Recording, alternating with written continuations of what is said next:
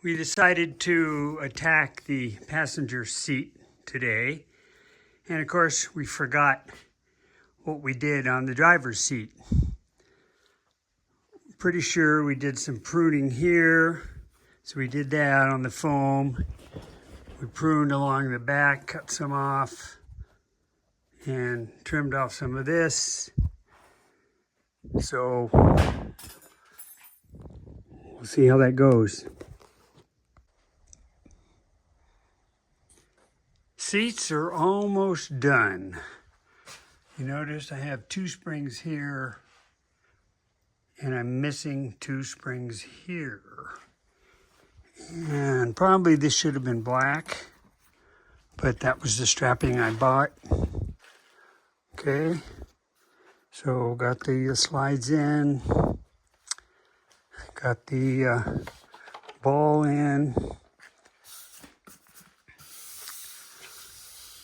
So, got the cotter pins in here. I don't know why they have one on there so it doesn't come out, some sort of a safety thing. They don't have one here, but I mean, really, is that going to come out? You really think that would come out? Unthread all the way? That's a little goofy thing, but that's what they did. I do have a little ding here. Darn it, but you'll never see it. We got some clips here to hold this. What I kind of weird is that this, if you notice this, it's a, what do you call this? It's a bolt with a shoulder. Okay, the shoulder goes through the frame, and over here, it doesn't. So my guess is that the frame probably should have been widened. I guess I'm not going to worry about it. But I can't get the bolt in anymore. Again, there's a shoulder on it. So somehow this frame got a little tweaked. But it's not like we're, using the passenger seat a lot. So is what it is. I'm lazy. I don't want to take it apart. Okay, so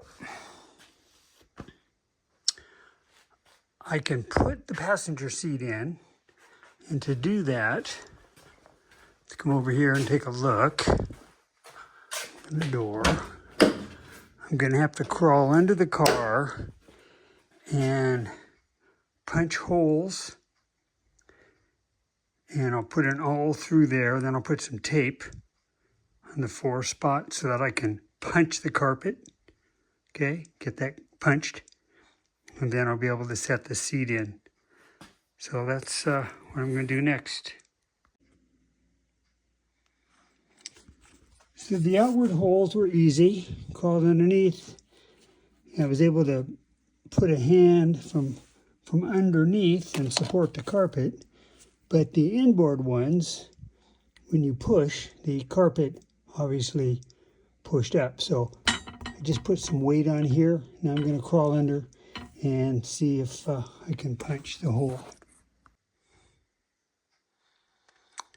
Passenger seat is in. What is amazing that I don't remember is how small this car is. So here you're crawling in here, getting comfortable.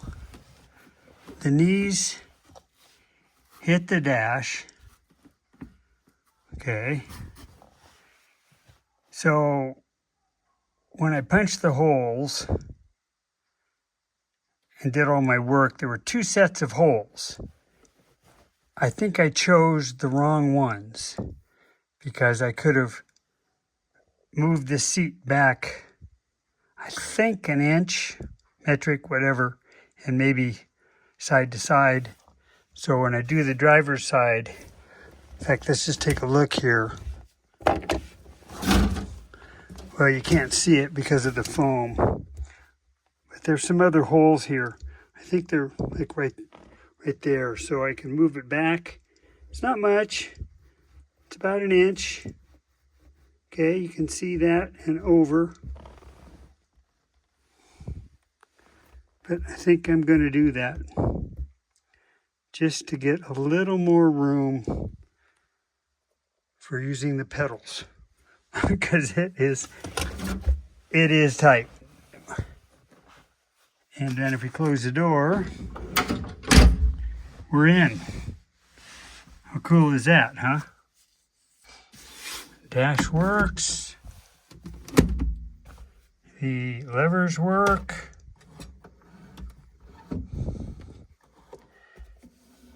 Here's the flasher. Here's the fan.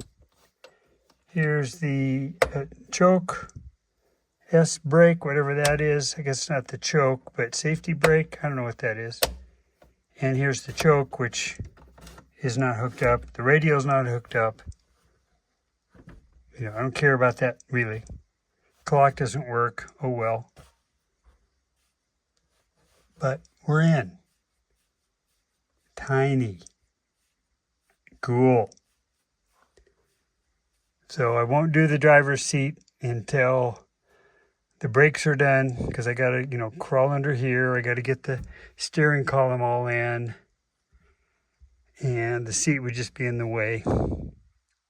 So really the next thing to work on is the posties on the two sides outside of the door. Got to pull the windows out. There's other ways of doing it, but heck, just pull the windows, get the nut on, the lock washer and the nut, put the glass back in, okay? So I think I'll do that tomorrow. And I did order bolts, screws for the shroud of the steering. So actually I ordered them once, they were too short, had to order again. So they should be here this week. Get that on. But getting the seat done, the passenger seat done, the one I'm sitting in, was a big deal. Thank you, Satomi, for all your help. It was a job. On a side note, which, you know, probably a lot of you know, but some tools to buy when you're doing this kind of work is a tap and die set. This is a cheap one.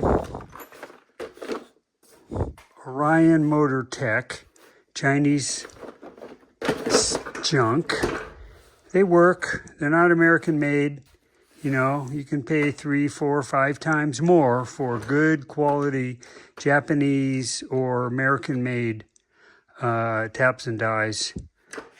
Got the job done. And then this thing was really valuable. It's a thread gauge checker. So you've got male on one end, female on the other. The only downside of this is the lettering wears off. And it's really hard to see the lettering on the units themselves. Maybe there's a better one out there, but this is nice. You gotta have this. You're gonna just kill yourself if you don't. So these are two very important tools to have when you do this kind of work. And of course, being a machinist, you know, threads and taps and dies are common for me, so no big deal. But anyway, word to the wise.